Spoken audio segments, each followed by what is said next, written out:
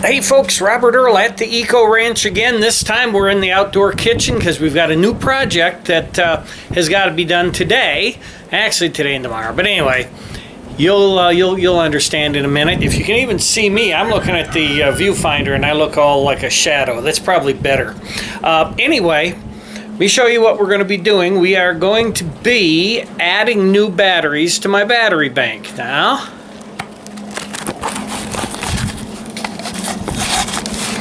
here's the existing battery bank we have. These are two batteries.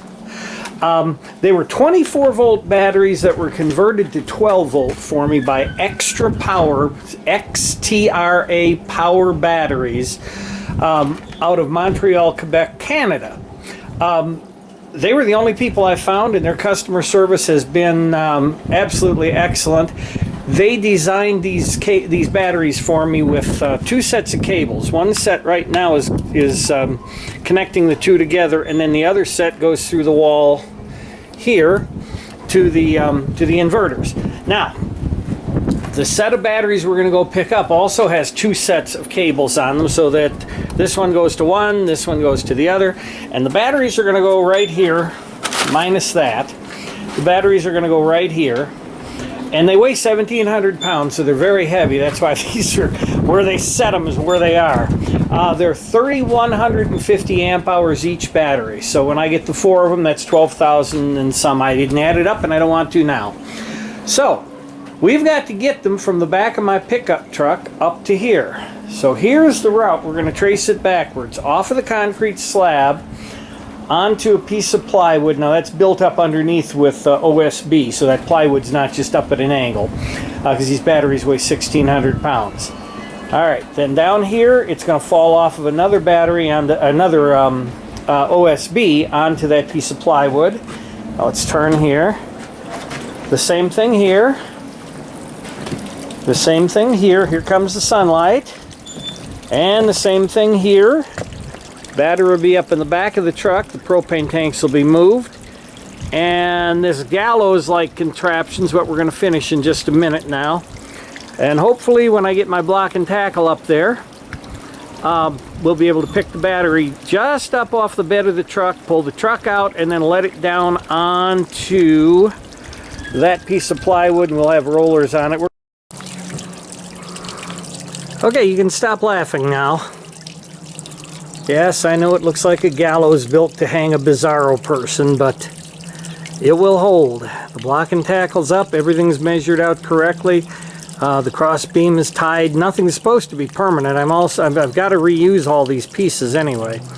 But there we are, and with a little bit of luck, the next scenes will be me picking up the batteries and/or me trying to take the batteries one at a time, because the truck will only hold 1,800 pounds, the batteries weigh 16. So anyway, the next scenes will be me attempting to get them on the board so we can roll them, and we're going to roll them on pieces of pipe. Again, all the way, moving the chair all the way up there.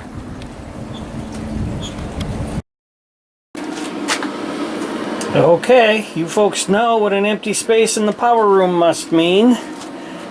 The dead forklift battery has been moved. Now, show you what we've done here. Here's the four new batteries.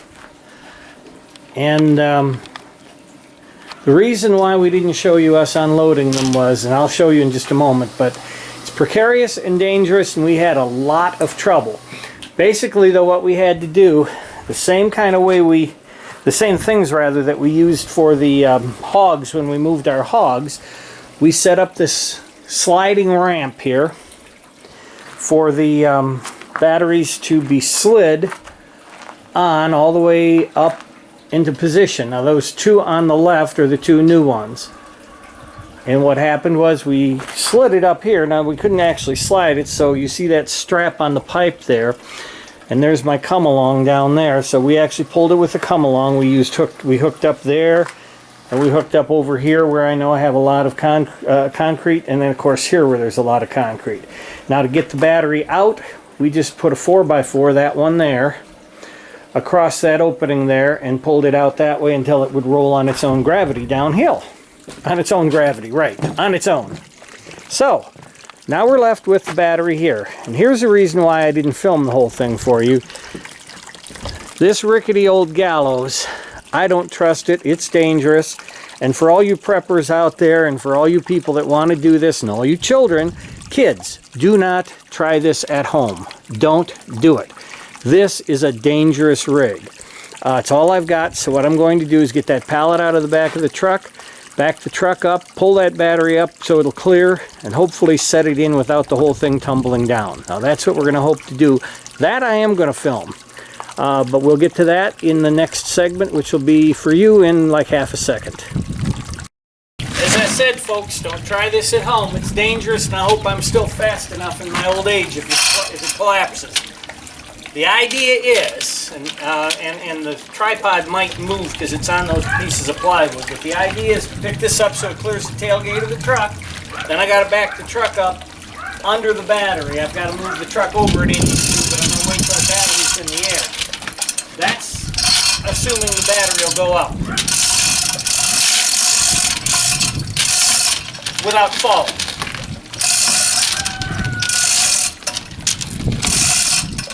It's off the ground. For those that don't know, and I'm sure there's somebody out there, the higher this gets, the higher the center of gravity is, the higher the center of gravity is, the more dangerous the A-frame becomes. It's only held by being tied off to the pergola. About 8 inches to go. It's up. I've got to try to bring the truck back to it now. I have to go around safely. Now we've come as far as we can safely with the truck, but the battery's still got to clear that tailgate. So, I think the safest thing to do on that will be to put these pipes under.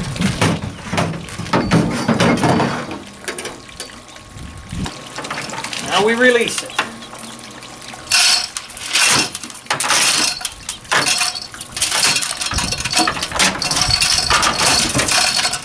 Now while I've still got some weight on the chain, I try to slide it forward off of the tailgate.